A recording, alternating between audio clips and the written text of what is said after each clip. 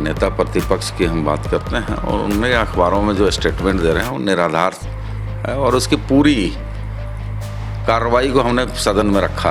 आप लोग भी थे, पूरी कार्रवाई को सदन में रखा। और बाबूलाल जी को हम थोड़ा स्मरण कराना चाहेंगे कि शुरुआत हुआ तो उन्हीं के कार्यकाल से, 2018 से ही शुरुआत हुआ है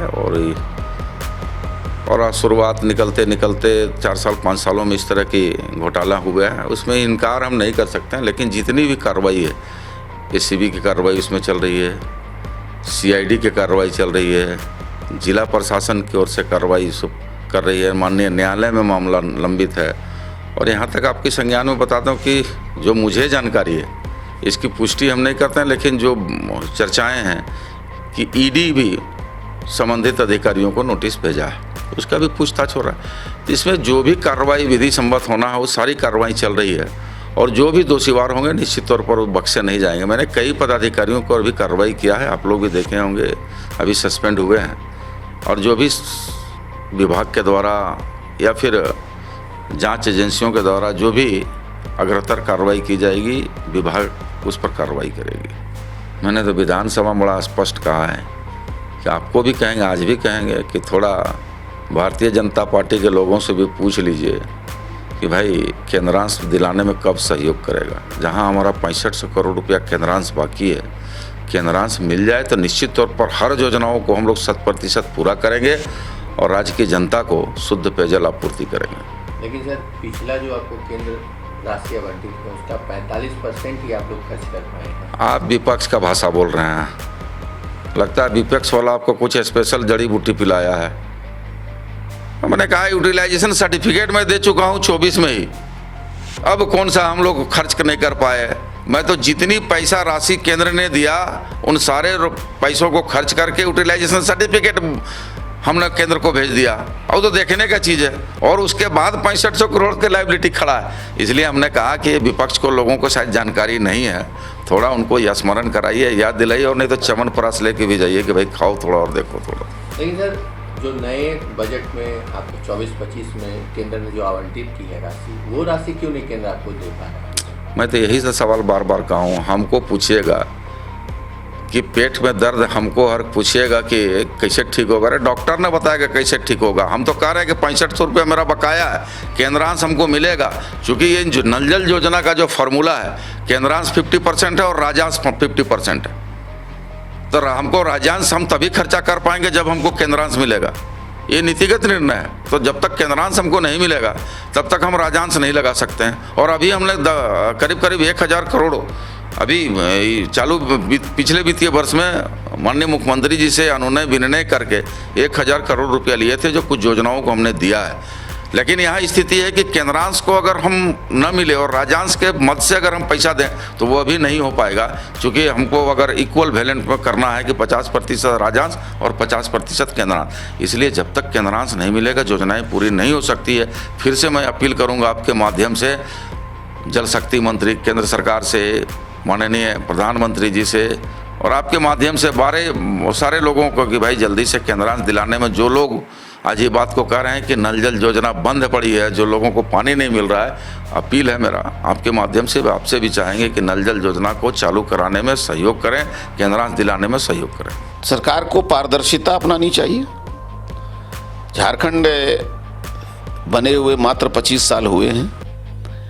अविश्वास का माहौल आम जनता में सरकार के प्रति ऐसी हो रही है कि आने वाले दिनों में यदि सोशल कॉन्फिडेंस लूज कर गई गवर्नमेंट, सामाजिक जो विश्वास है वो उसको यदि लूज कर गया तो सत्ता चलाना बहुत कठिन होगा। और यदि आरोप लगा है तो आरोप में दम है। और सिर्फ उन्होंने भी एक विभाग के बारे में बताया, मैंने आपको अभी चर्चा किया ना कि मद्य निषेध विभाग की हालत कितनी खराब हो गई है। उनके पास कोई स्ट्रक्चर ही नहीं है। उस विभाग को संचालित करने के लिए जो उसके पास में कर्मचारी चाहिए, जवान चाहिए, वो नहीं है। तो लूटो खाओ ये माहौल बना हुआ है सभी विभाग में। सिर्फ पेयजल स्वच्छता विभाग का स्थिति नहीं है। नगर निगम और नगर पालिका के जो चुनाव हैं वो पेंडिंग पड़े हुए हैं, उसको नियमानुकूल सरकार नहीं करने पा रही है।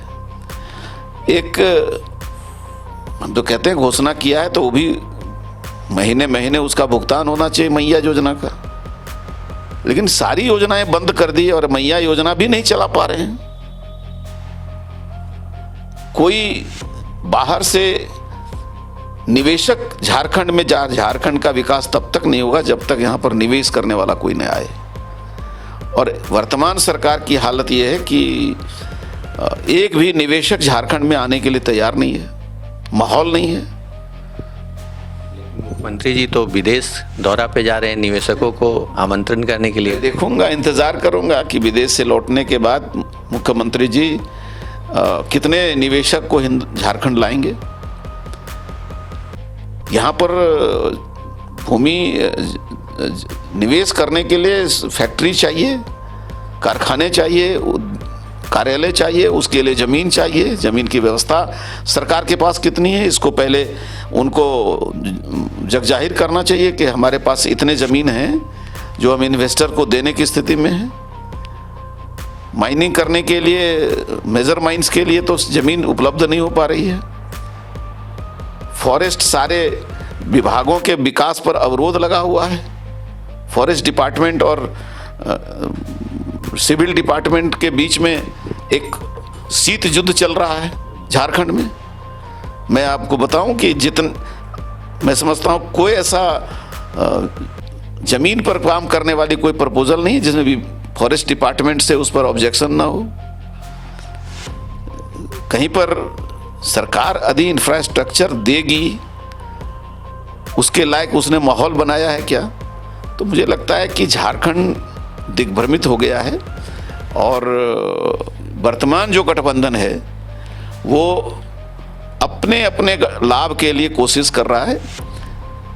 मुख्यमंत्री की यदि नीयत साफ है तो पारदर्शिता लाना चाहिए, जनता का विश्वास जीतना चाहिए और भ्रष्टाचार पर सही नीयत है उनकी, इसके लिए जहां भी आरोप लगते हैं तो उसकी जांच होनी चाहिए। हालांकि इन तमाम विषयों को लेके मंत्री गंभीर है और उन्होंने भरोसा दिलाया है कि इसमें जो भी आरोप लगे हैं वो आरोप तो सही है, लेकिन कार्रवाई भी की जा रही है और इन कार्रवाई के दौरान जो भी अधिकारी इसमें संलिप्त पाए जाएंगे उन पे कार्रवाई तय है। देखना होगा कि ये जो भरोसा दिलाए हैं मंत्री जी वो कहां तक पूरा होता है और इस पे आने वाले दिनों में क्या रिजल्ट निकल के आता है। सहयोगी सुरेंद्र प्रसाद के साथ संजीव सिन्हा, समाचार प्लस, रांची।